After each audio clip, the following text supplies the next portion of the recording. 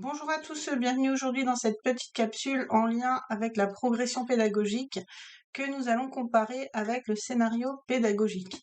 Donc l'objectif de cette séance va être de faire le distinguo entre ces deux outils, les deux outils qui permettent d'articuler votre action de formation. Donc, dans un premier temps, j'ai choisi de vous parler d'un titre professionnel, par exemple. Donc, j'ai pris le titre professionnel formateur pour adultes, dans lequel vous avez donc le REAC qui va vous permettre de pouvoir déterminer compétence par compétence.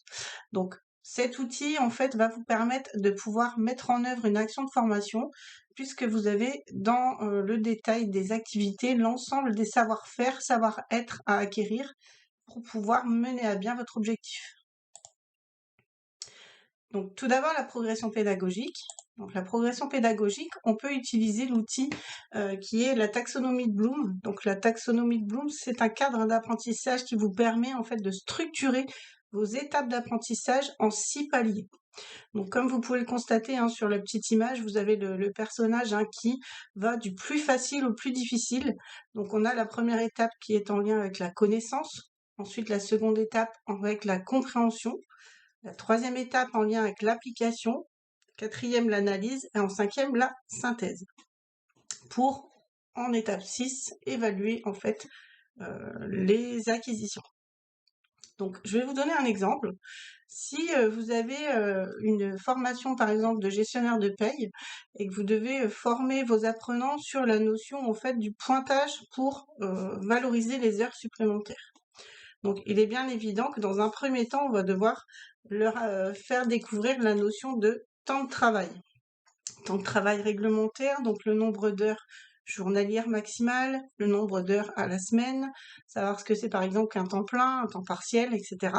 Donc là, on va être sur le niveau de la connaissance.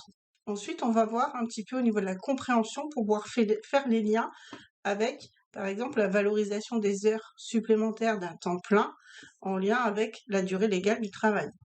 En étape 3, on va leur faire des mises en application.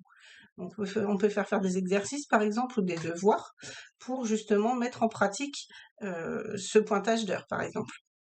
Ensuite, on pourra analyser un petit peu le rendu des apprenants, synthétiser également, vous pouvez leur mettre à disposition du coup des outils, leur faire par exemple des évaluations vidéo pour pouvoir voir si votre apprenant restitue la notion.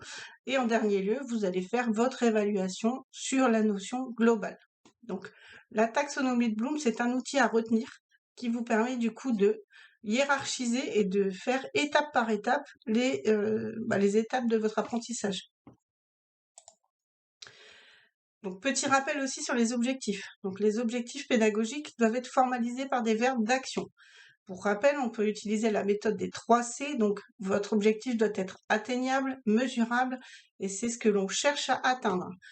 Ce n'est pas l'objectif du formateur, ni l'intention pédagogique. L'objectif, c'est ce que vos apprenants seront capables de faire à la fin de votre séance. Donc, voici un exemple de présentation de progression pédagogique. En général, elle est sous forme de tableau. Donc, vous allez pouvoir recenser en fait l'action de formation, la durée, le formateur qui intervient, rappeler ou pas l'objectif général de votre action de formation, et puis ensuite détailler séance par séance la durée, l'objectif pédagogique, les méthodes et les moyens que vous allez mettre en œuvre, le contenu et puis le matériel que vous utilisez. On peut parfois, sous certaines formes, retrouver des méthodes d'évaluation, par exemple, et voir un petit peu aussi comment vous restituez à l'apprenant. Donc, au niveau d'une définition, vous avez cette définition qui est que cette progression pédagogique est un ensemble d'étapes structurées qui visent à transmettre un contenu de programme de formation par l'atteinte d'objectifs intermédiaires. Donc, c'est une définition AFNOR. Donc, pour rappel, la progression pédagogique fait partie de la compétence 1 de votre titre pro formateur pour adultes. Ensuite, j'ai choisi de vous parler du scénario pédagogique. Le scénario pédagogique, ça va être le déroulé. Donc, le déroulé, en fait, anticipé par le formateur d'une séquence de formation dans laquelle, en fait, il va décrire successivement les situations d'apprentissage et les méthodes d'évaluation.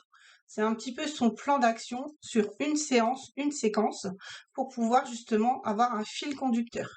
Ça a aussi un double objectif. Si au pied levé, un autre formateur est censé vous remplacer, vous avez un scénario qui est censé mener à bien en fait la séance. Qui dit scénario alternatif. Vous allez devoir aussi anticiper le fait que votre plan A ne se passe pas comme vous l'aviez prévu. Imaginons que nous sommes sur une séance en distanciel, pas de réseau. Qu'est-ce que vous faites? Donc, c'est ce qu'on appelle le scénario alternatif. Dans le cadre de votre titre pro formateur pour adultes, vous allez devoir, du coup, dans la compétence 2, concevoir un scénario pédagogique d'une séance et également un scénario alternatif. Donc, vous pouvez également présenter votre scénario sous forme de tableau. Donc, ça ressemble pas mal en fait à la progression pédagogique, mais là, on s'intéresse uniquement à une seule séquence, voire une seule séance. Donc, il faut bien expliquer en fait dans le détail ce que vous faites. Accueil de l'apprenant, rappel des objectifs, mise en application des consignes ou présentation de la séance, etc. Mais vraiment détail par détail. Donc, un petit rappel sur le distinguo entre une séquence et une séance, c'est une question qui tombe assez régulièrement à l'examen. Donc, une séquence est composée de plusieurs séances. C'est ce que j'appellerais un grand module, en fait. Une séquence va correspondre à une thématique que vous allez aborder. En revanche, une séance compose plusieurs séquences. C'est un cours, si je devrais préciser, en fait. C'est un cours qui répond à un objectif pédagogique précis. Je reste toujours sur mon exemple de paye. Une séquence, ça peut être le cadre réglementaire du temps de travail, par exemple. Donc là, ça va être ma grande séquence. Et dans des séances, je vais avoir, par exemple, les temps partiels, les salariés à temps plein, les salariés au forfait, l'annualisation du temps de travail. Donc la séquence, c'est le grand morceau. La séance, ce sont l'ensemble, en fait, des séances qui composent votre séquence. Voilà, je reste à votre disposition pour toute question.